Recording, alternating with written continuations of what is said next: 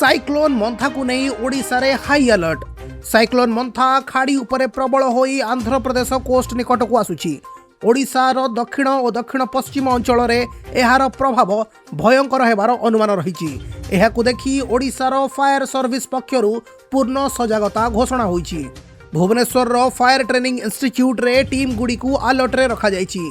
Rescue boat, motor raft, generator, telescoping light और आपातकालीन खाद्य सबकिछि प्रस्तुत अछि। गंजाम, गजपति, रायगड़ा, कोरापुट, मालकानगिरी, कंधमाल, कलाहांडी और नवरंगपुर समस्त जिल्ला रे टीम मुतयन होईची। गंजाम को 9टी टीम, अन्य जिला गुडी को अतिरिक्त टीम पठा जायची। फायर सर्विस अधिकारी कहिसंती समस्त team state of the art technology सहित सज्जित और ट्रेंड अछंती। राज्य रे 128टी रेस्क्यू और रेस्पॉन्स टीम सजाग रहिची।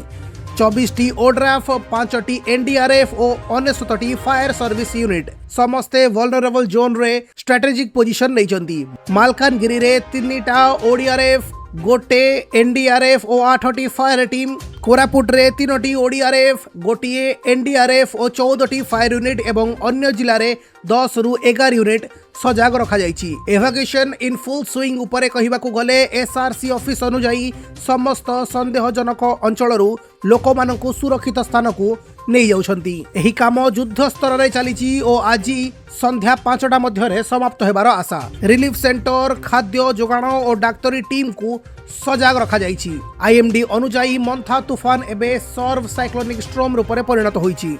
यह गोपालपुर प्राय 850 किलोमीटर और काकीनाडू 680 किलोमीटर दूर में अच्छी। तूफान पश्चिम उत्तर दिग को 16 किलोमीटर प्रति घंटा रे गति करुछि। अक्टोबर 28 रे काकीनाडा निकट में लैंडफॉल हेबार अनुमान।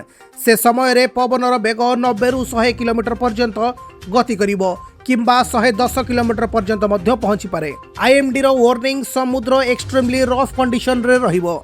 दक्षिण ओडिशा रे हेवी टू हेवी रेनफॉल हेबार संभावना। समस्त को सतर्क रहिबाकू एवं समुद्र कूलरू दूर रे रहिबाकू निर्देश दिया जायछि। तूफान मंथा एबे खाड़ी उपरे प्रचंड रूप नेउछि। प्रशासन सजाग अछि, लोक माने मध्य सतर्क रुहंतु। आमे समस्त मिसी आपदरू सुरक्षित रहि परिबु। वर्तमान पई एतिकी न्यूज। जदि खबरटी भल लागिला गोटे लाइक कर दियंतु। ए जिनिस को नै आपनकर मत कोन कमेंट करि जणांतु। ए भली लेटेस्ट न्यूज पई खबर तुम पई को सब्सक्राइब करंतु।